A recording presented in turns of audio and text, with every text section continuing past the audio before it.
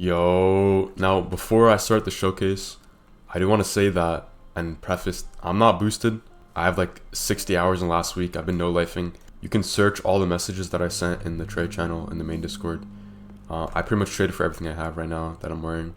But yeah, just disclaimer. I've not been set. I'm not boosted. Okay. Anyways, start off.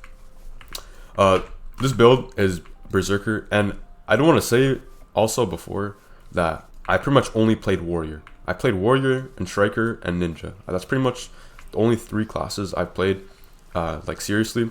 And out of all of them, I played Warrior the most. Okay, so I've tried a lot of Warrior builds, and Warrior is very strong. And I think this is honestly probably the strongest Warrior build that I've made. Right now, I do not have nearly as much time PvPing on this build than I do my previous Warrior builds, but this build is definitely the strongest in PvE that I've made, and I also think it would be the strongest in PvP, right? Start off, I'm Berserker. Now, Berserker, this update is really strong. The two new moves that you get are both very good, and the rest of my kit pairs with Berserker very well, alright? Now, so I went 31 Warrior. You can go 30, you don't have to go 31. I just went an extra one because it was left over and I wanted more strength.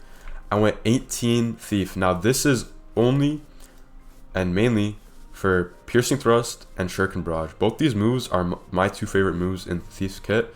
I think Piercing Thrust is very strong, especially on this build, and same goes with Shuriken Barrage. Now, something else you get with 18 Thief though on this build is Backstabber. Now, this is super strong in PvE. As you guys know, you just do 50% increased damage whenever you're hitting a mob's back. So whenever they're posture broken or whenever they're staggered, this will make you do a lot more damage. Right now, Piercing Thrust and Shuriken Barrage though, paired with Berserker, are both very strong, and that's because of the like rage that they fill up. I'm gonna show you guys right now. You guys can see that Immortal Strike, which does pretty good damage in terms of Warrior's kit.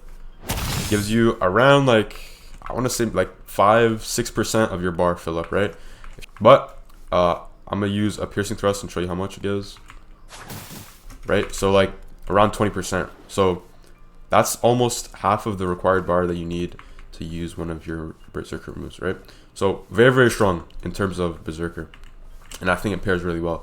Not only this though, because I'm using Thief moves on primarily a Warrior build, I have so much strength, right?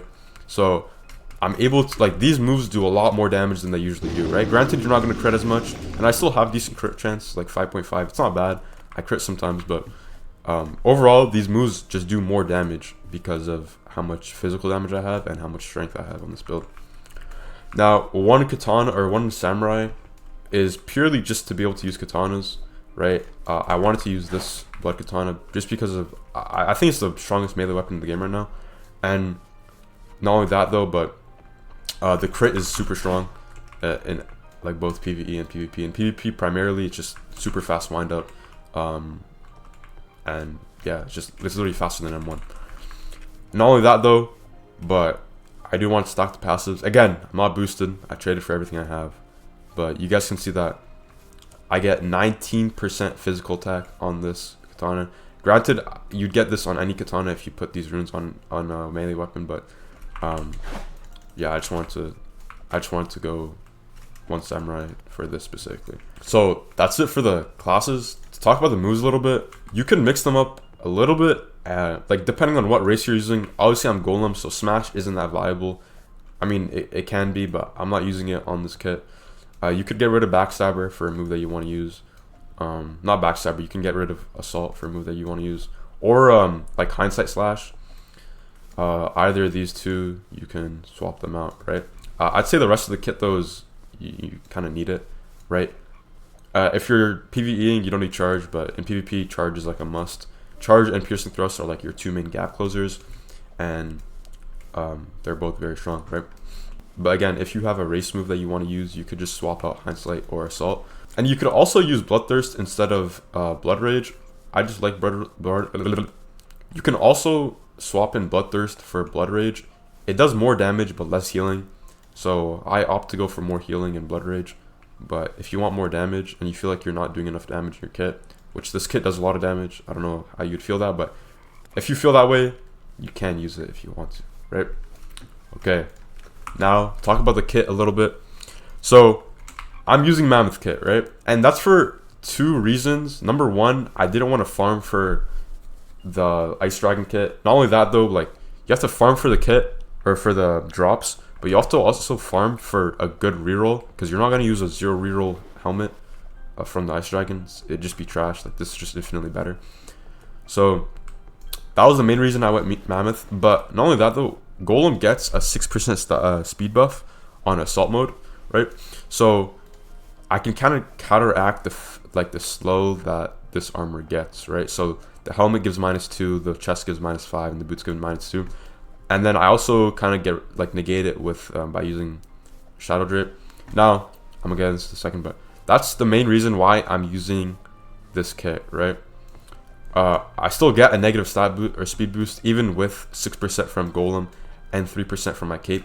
So you're gonna be really slow in this build, but I mean I think it's a worth trade-off for not slaving away 50 hours on the dragon trying to get a set. Not only just a set, but you just get a good reroll set. So it's gonna take you probably a week, right? So unless you're trading for it, which they're very expensive to get a good reroll one, people probably just end up using them.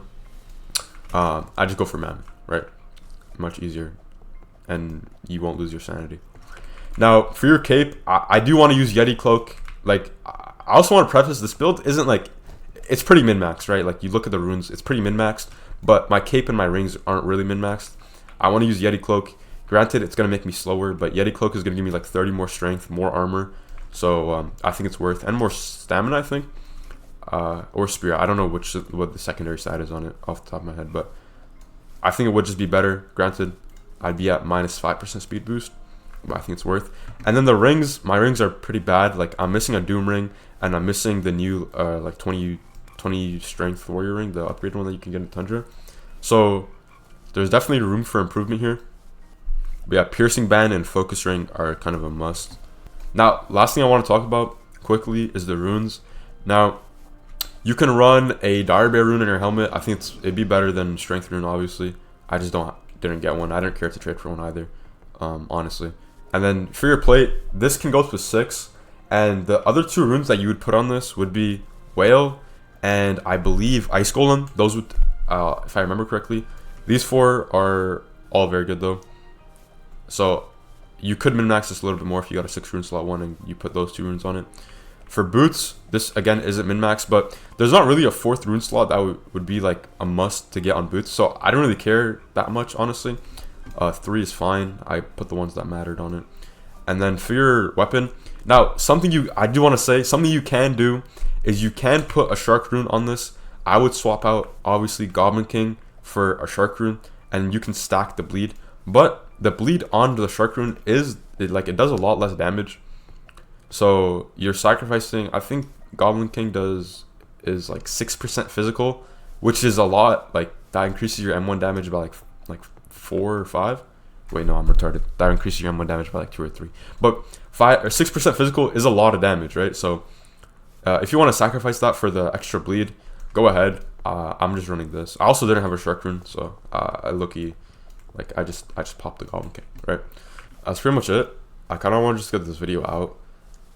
What I'm gonna do actually is I'm gonna stream probably today or tomorrow, and I'm gonna do what I used to do before and just stream me 1v1ing you guys, so you guys can come and fight this build. And then I'm gonna make another video maybe of me like showcasing the build strictly in PvP to show you guys how strong it is, right?